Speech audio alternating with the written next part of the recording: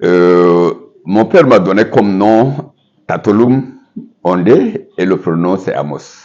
Mais on m'appelle communément Tatolum Amos. Je suis connu sous ce nom-là. Je suis né le 14 décembre 1952 à Bébeja, c'est un département, n'est-ce pas, du Logone oriental. J'ai fait mes études scolaires, secondaires respectivement à Bébeja de 1960 à 1966 et à Doba, au CG de Doba de 1966 à 1970. Suite à un concours national, j'ai été retenu, n'est-ce pas, parmi les 15 candidats admis à l'École nationale des travaux publics, d'où je suis sorti nanti d'un diplôme d'adjoint technique des travaux options bâtiments et travaux publics. J'étais sorti, j'allais dire, vice-major, n'est-ce pas, de la promotion. J'étais pressenti continuer immédiatement les études supérieures parce qu'il y a un arrêté ministériel entre-temps, n'est-ce pas, qui en donnait le droit, n'est-ce pas, aux deux premiers de chaque promotion, n'est-ce pas, de pouvoir continuer les études supérieures immédiatement. Le décès a voulu que je puisse passer d'abord par la fonction publique, n'est-ce pas, et j'étais intégré à la fonction publique, j'ai été affecté à la direction de l'habitat, de l'urbanisme et de l'environnement entre-temps. J'y ai exercé pendant 2 ans. Après, donc, ce passage à la direction de l'habitat, de l'urbanisme et de l'environnement, j'ai obtenu une bourse, n'est-ce pas, en 1976, où une bourse qui m'a conduit, n'est-ce pas, à l'école d'architecture et d'urbanisme de Dakar. Les études durent 6 ans, 6 ans repartis en 3 cycles de 2 ans. Les 2 premiers cycles sont sanctionnés par un certificat, n'est-ce pas, et la deuxième année du 3e cycle, à l'issue de cette année-là, on présente un diplôme, n'est-ce pas, à l'issue desquels j'ai été diplômé architecte. Le diplôme délivré à l'issue de ces 6 ans est le diplôme d'architecte DPLG, c'est un diplôme d'État.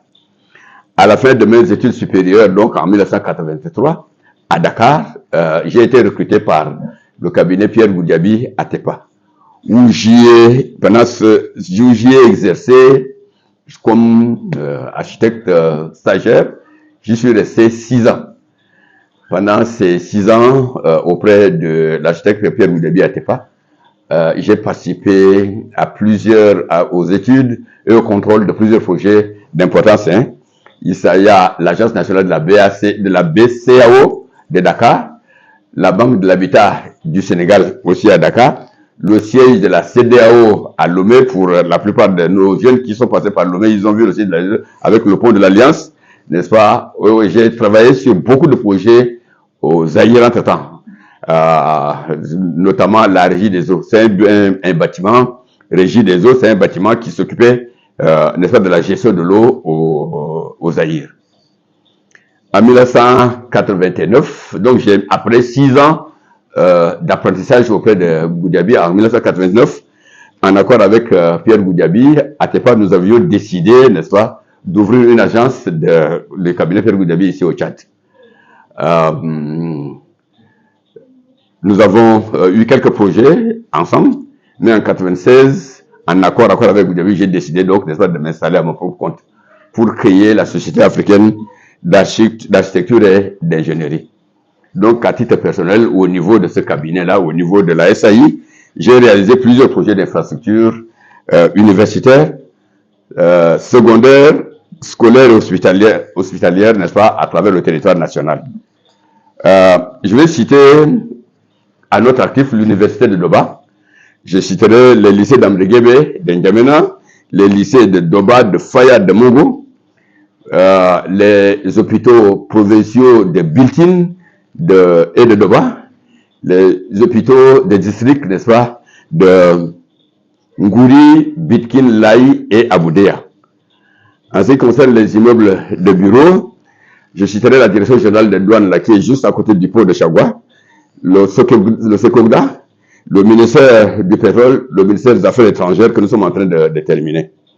Dans la série des hôtels, j'ai eu à superviser l'exécution, la construction de l'hôtel Plaza, n'est-ce pas, et de l'hôtel 3 étoiles d'Abéché. Au niveau des banques, suite à un concours d'architecture, j'ai gagné la construction, les études et le contrôle d'exécution de la BAC d'Abéché. C'est moi qui ai suivi le projet de bout à bout. À côté de la BAC, qui est un projet assez important, j'ai supervisé plusieurs projets de la CBT, plusieurs bâtiments qui ont été faits, n'est-ce pas, c'était sous ma supervision. J'ai étudié et réalisé le CI de UBA que l'on voit. Actuellement, en groupement avec Boarchi, de notre collègue Balmé Apollinaire, nous avons gagné un concours, le concours pour les études et le contrôle des travaux de construction de l'agence de la BAC de Mouila au Gabon. Actuellement, nous venons de commencer les études, n'est-ce pas, qui va se terminer bientôt. Voilà quelques-unes, n'est-ce pas, de mes réalisations.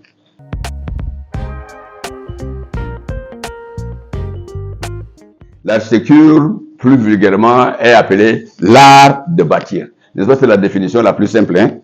Mais en fait, l'architecture, pour moi, est l'art d'aménager et ou de construire, n'est-ce pas, un espace où l'homme peut y vivre en toute sécurité et en harmonie avec son milieu culturel. Voilà ma définition de l'architecture. Pour moi, l'architecte, c'est d'abord un artiste parce qu'il crée, n'est-ce pas? Et ensuite un technicien. Parce que ce bâtiment doit obtenir, en fait, doit requérir un certain nombre de caractéristiques de solidité, n'est-ce pas? Dans ce cas, il a naturellement besoin, n'est-ce pas, des notions de résistance de matériaux, de résistance de béton armé, tout ça, n'est-ce pas? C'est pour ça que je l'appelle le technicien. Donc, non seulement il est artiste, mais c'est un technicien, n'est-ce pas, qui conçoit et qui crée un espace ou un édifice sécurisé, fonctionnel et économique, n'est-ce pas, pour y abriter toute activité de développement de l'homme. Voilà la définition de l'architecte, dans un sens vraiment plus large.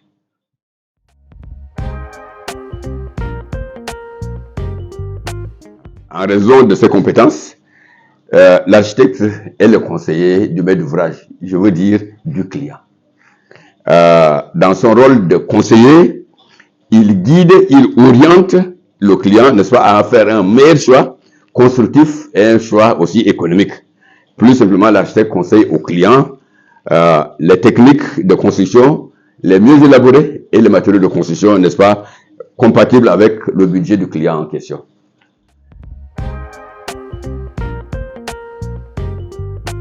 L'agence de la BAC d'Abéché, c'était le projet le plus important que j'ai pu réaliser. N'est-ce pas, parce que c'était un concours non seulement au niveau du Tchad, mais c'était un concours, n'est-ce pas, international. N'est-ce pas? Et c'est à la suite de ce concours, c'est le déploiement de ce concours international-là, n'est-ce pas, qui m'a retenu en fin de compte, n'est-ce pas, pour exécuter cette mission. Je crois que pour moi, c'est le projet le plus important. À côté de ça, nous avons eu, toujours en groupement avec Boarchi, des projets au Gabon. C'est toujours à la suite, n'est-ce pas, des appels d'offres internationaux, n'est-ce pas? Nous avons gagné des projets d'études, de construction et d'équipement de plusieurs infrastructures de formation professionnelle, n'est-ce pas, que nous sommes en train de pouvoir exécuter. Nous sommes pratiquement à la fin de nos chantiers. Sur place, ici, il y a le ministère des Affaires étrangères que nous avons réalisé. Actuellement, nous venons de prononcer les réactions techniques. La réaction provisoire va venir assez immédiatement. Voilà à peu près les gros projets que j'ai fait. Sur place, ici, il y a peut-être il y a la direction générale des douanes, n'est-ce pas? Et il y a le Secocta. C'est vraiment des projets assez importants qui m'ont donné vraiment du plaisir, n'est-ce pas, du plaisir à pratiquer ce métier.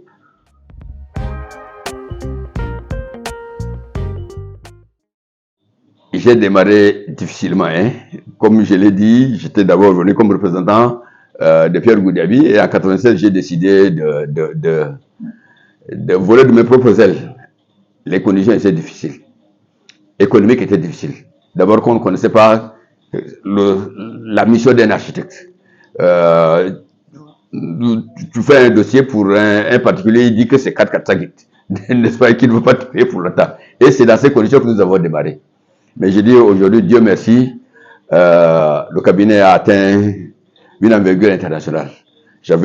Pendant mon parcours, j'ai fait, à la suite d'un appel d'offres international, j'ai gagné un projet au Rwanda. Les projets, ils appellent ça des laboratoires satellites. Donc, c'était un ensemble de tout, où tu as tout ce qui est imagerie, tu as biologie, tout ça, n'est-ce pas? C'est des grosses, n'est-ce pas, que je vais construire.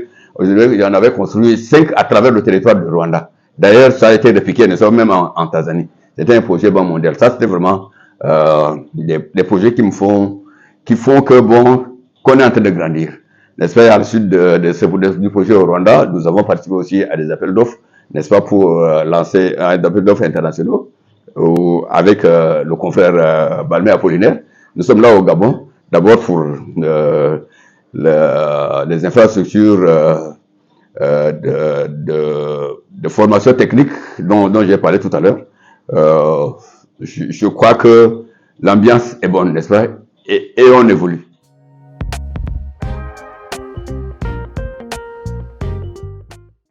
Ça, c'est un problème important.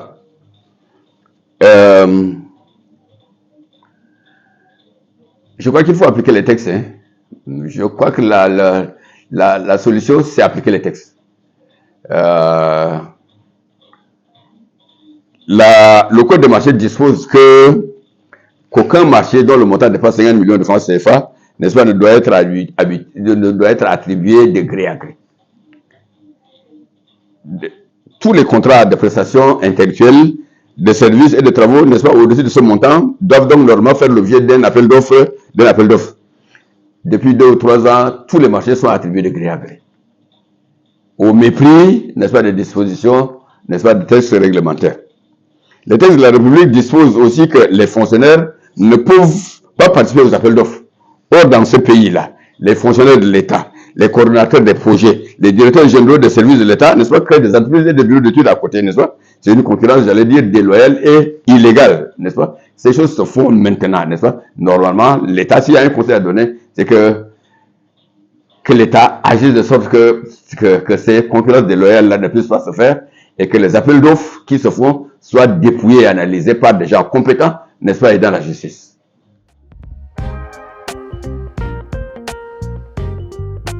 C'est que les autorités veillent à l'application des textes, n'est-ce pas? Parce que les textes existent, n'est-ce pas? Les instruments, n'est-ce pas, qui réglementent l'attribution du marché existent. Les textes existent, il suffit seulement de les appliquer, n'est-ce pas? Et que les fonctionnaires, les directeurs généraux de services, n'est-ce pas, et les coordonnateurs, n'est-ce pas, qui s'occupent de leur métier, n'est-ce pas, et qui laissent la place aux autres, n'est-ce pas? Si le coordonnateur de projet lui-même a sa petite entreprise ici à côté, si le directeur général d'une institution de l'État, lui aussi a une entreprise à côté, bon, mais c'est une concurrence qui est déloyale, n'est-ce pas? Ces gens-là ne doivent pas continuer à faire, ou bien ils se détachent, n'est-ce pas, de leur fonction publique, n'est-ce pas, et qui se mettent au privé, et la concurrence va marcher.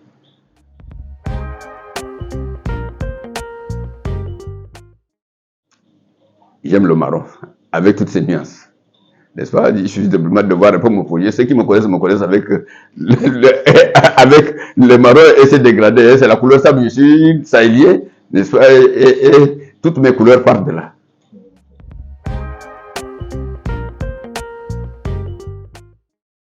J'aime le football. Je le pratiquais quand j'étais jeune. Maintenant, je le pratique en regardant la télé, quoi.